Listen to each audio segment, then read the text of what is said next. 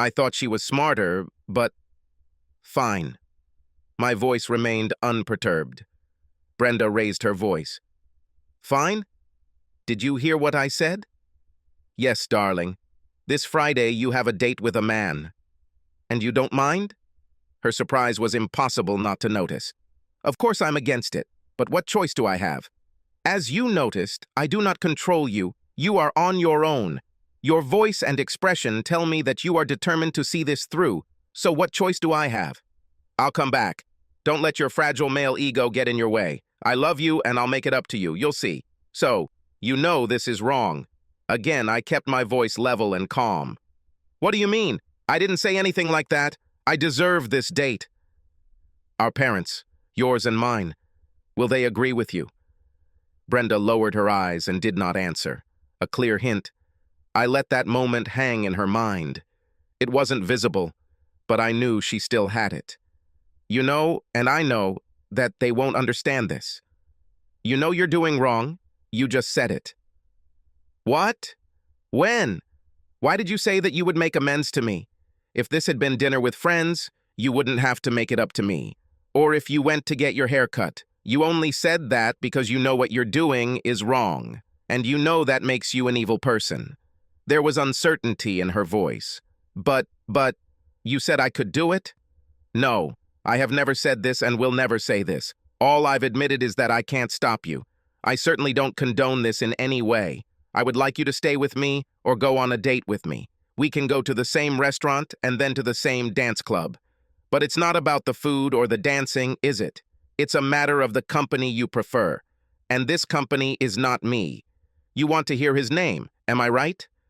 Again, head lowered and silence. By the way, what is his name? It doesn't matter. Let's assume. I'm not going to argue about this. Whether you like the name Mr. Jerk doesn't matter. Just know that I don't want you to go out with Mr. Jerk, and going out with him on Friday will have consequences. What consequences? You are not only beautiful, you are also smart. I tell you these two things all the time. Obviously, you think I'm only saying this because I have to. This is wrong. I say this because I mean it. I'll leave it to you, smart woman, to deal with the consequences of Friday's date with Mr. Jerk. You're bluffing. You love me. You always give me what I want. Well, I want it. And like I said, I'll come back and we'll love each other and grow old together. I can't stop you from doing stupid things, but you have been warned. You're on your own. I stood up, grabbed the keys, and left before she could say anything else. The temperature in the apartment all this week was cool, to put it mildly. On Thursday evening, I packed my things and moved into the guest room. What are you doing, Rick? Stopping with an armful of clothes, I looked at her as if she were a 2-year-old child. It seems I greatly overestimated your intelligence. What does it look like? Are you moving? Yes, my wife wants to date other men. Do you think I'm going to sleep in the same room with my cheating wife? Dream on. Her voice sounded like a 5-year-old tease. You're such a stupid boy. You were afraid that his little figure would lose its shape. Without saying a word, I took this armful of things, hung them in the spare closet, and returned for a new batch. So now you're trying to punish the big bad witch with silence, she smirked. Do you see how pathetic you are? Consequences, was my only answer. She won't be able to say she wasn't warned. On Friday afternoon, I left early and went to an upscale salon where I got a professional modern haircut, a close shave with a straight razor and even a manicure. I bought a casually smart shirt, trousers, and jacket at my neighborhood men's store. I was thinking about getting new shoes, but decided that new shoes and dancing didn't go together, so I decided against it. On the way home, I stopped at a car wash and asked them to do a full cleaning. My truck didn't realize what hit it. At home, I took a shower, and when I heard that Brenda had come and showered, I went downstairs and waited. Half an hour later, she came down with a new bodice I had never seen before, several inches above the knee, and giving the world a kind and generous view of her cleavage. She stopped on the last step and looked at me as if expecting a compliment. When I remained silent, she looked at me a second time, and her eyes became like saucers. Damn it, You look great. Where are you going? There. What did you think? Imitating her condescending tone, I continued. That your weak, ignorant husband will just sit at home playing with his little baby and wait until her lecherous majesty deigns to appear? Shaking my head slowly, I opened the garage door and continued in a sharp tone. I thought you were smart. How wrong can a person be? Well, I don't want to be late. Charmaine can't stand it. As I got into my clean truck, I heard a scream and smiled.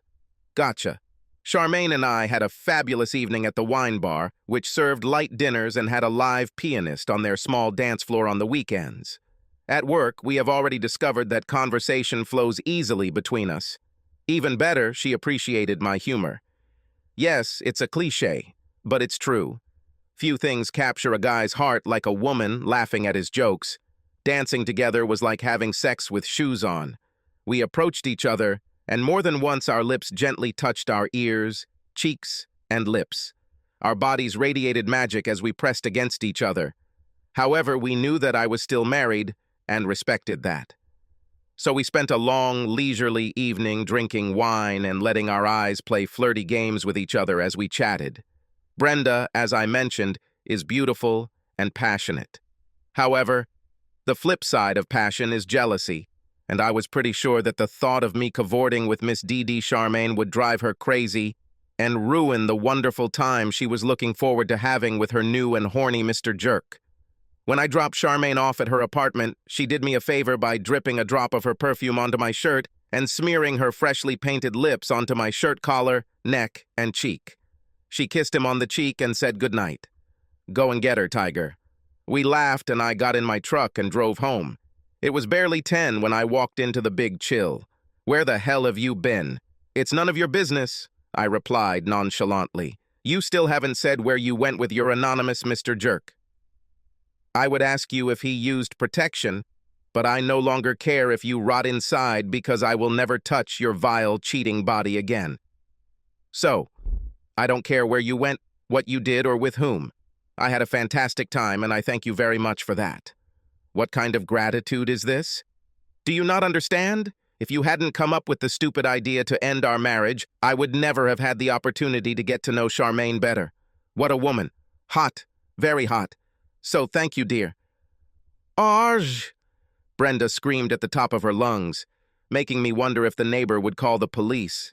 You know I hate that bitch. Why do you think she was the first one I called? Stunned, she stared at me. What did you say? Once again, I seem to have overestimated your intelligence. Take a second, this isn't rocket science. You decide to reject me and rub my nose in it by dressing up for some anonymous asshole, wearing clothes you never wore for me, and you're surprised when I follow your lead. You renegotiated the terms of our marriage, despite my objections, and I simply did the same thing you did. The only difference is that I was honest enough to say who I left with. For some strange reason, you're too ashamed of your accomplices to name them.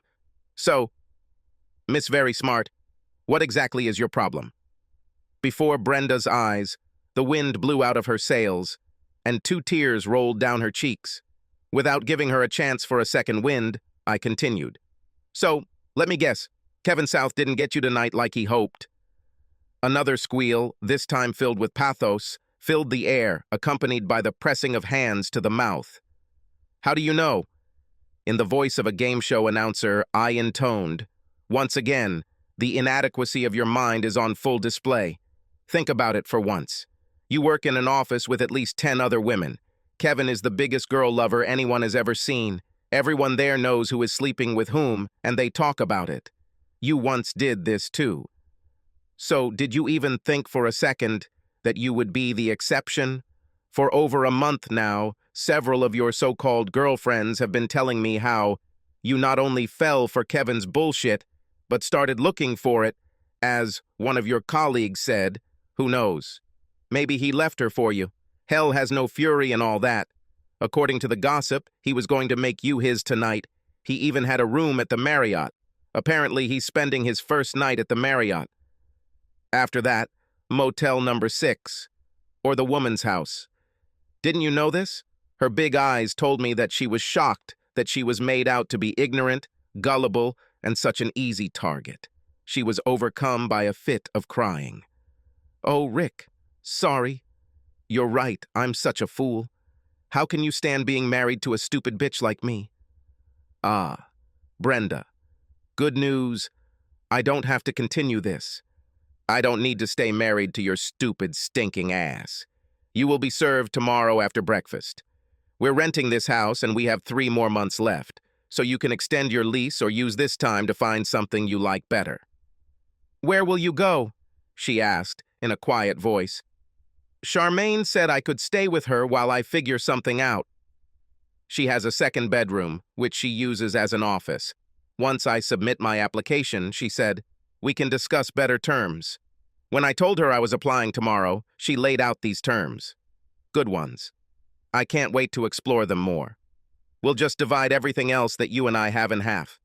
Now you can have sex with whoever you want without having to put up with crap from a weakling husband. I hope Kevin is worth it. I met with some of the other husbands who were victims of Kevin, aka Mr. Jerk. One night after dinner, he discovered that his car had been vandalized.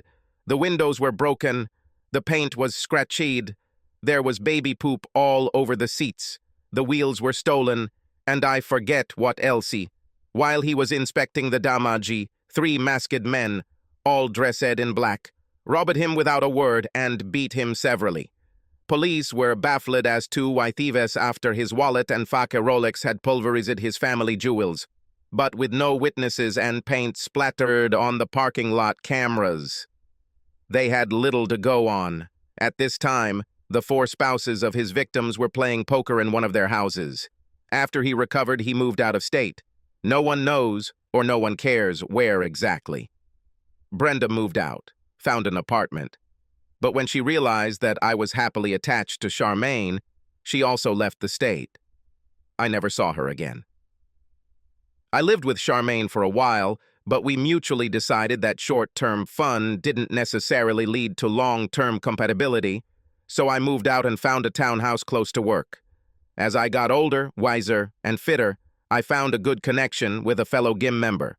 One thing led to another, as it usually does in such moments, and I found happiness with a woman who had real brains between her ears and devotion in her heart. Subscribe to our channel so that your second chaff doesn't cheat on you, and go ahead and listen to the next story, because this story is nothing compared to the next one. If you're under 18, don't even think about listening to the next one. Listening